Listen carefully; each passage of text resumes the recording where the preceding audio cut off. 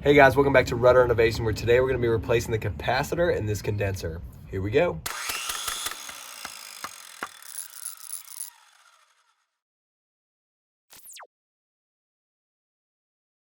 You can start by turning your unit off at the thermostat. Next, you may have breakers like this inside your air handler closet that you can use to shut off power to the outside condenser. You can also remove the quick disconnect on the exterior of the home to turn off power to the condenser. Once the power is turned off, you can remove the screws that attach the side panel to the condenser, which should reveal both the contactor and capacitor. All right, so here's the capacitor on the unit and here's the contactor. If you want to double check and make sure there's no power, you can use a non-contact voltmeter like this. Make sure that there's no voltage going to this. And then this capacitor holds a charge, so I'll show you how to discharge that. So to discharge the capacitor, here's the one that I just received in the mail that we're going to use to replace it. And it's marked on the top, C for common, fan is marked, and then the Herm.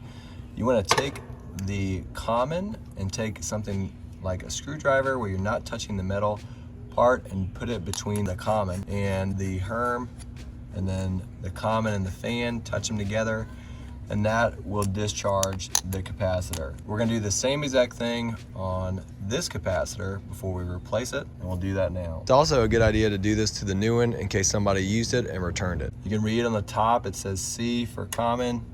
This is the Herm right here.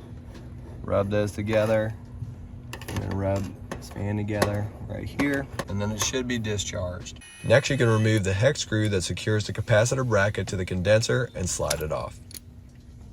All right, so we got our multimeter here set for microfarads, and we're gonna go ahead and test the new capacitor before we put it on, and I'm gonna do it between the common and the fan, which should be around 5. There is a little plus or minus 5%. We can see that that is in fact 5. That is perfect. And then we're going to check common and the Herm. It should be around 60 plus or minus 5%. And there we go, 59.85, which is well within the range. All right, so this capacitor is good, and we'll go ahead and get it replaced. Before you go replacing your capacitor, you might want to make sure it's the correct one for your unit. An AC Tech replaced my old 45 plus 5 microfarad capacitor with this 55 plus 5 capacitor, plus or minus 5%. 5% just means the capacitor's rating should be within the 5% of the numbers listed. You can't always trust the current equipment installed on your unit because, like mine, it might not be correct. The correct capacitor for this unit is actually a 60 plus 5 microfarad capacitor, and I'll tell you how I figured that out. The first number listed, 60, represents the microfarad requirements of the compressor on the condenser, while the second number, 5, represents the microfarad requirements of the fan on the condenser. To ensure you're getting the correct capacitor for your unit, you can either look for the manufacturer specs online, which can be a challenge, or physically inspect the rating plates or stickers on your compressor and fan motor.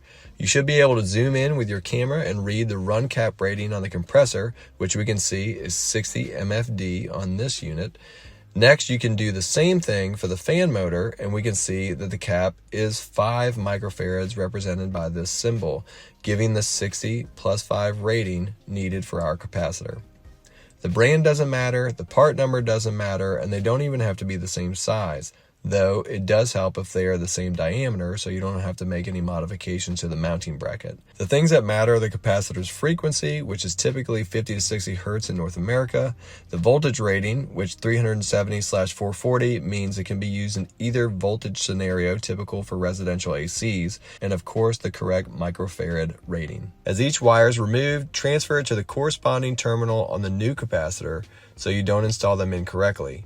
You can also take a picture of the old capacitor's wire configuration before removing any in case you forget. After that, you can reinstall your mounting bracket and the hex screw to secure it back to the condenser. All right, now we'll go ahead and make sure it works. Take our quick connect, put it back in, and if you turn the breakers off inside, you can turn those back on as well, and we'll test it out.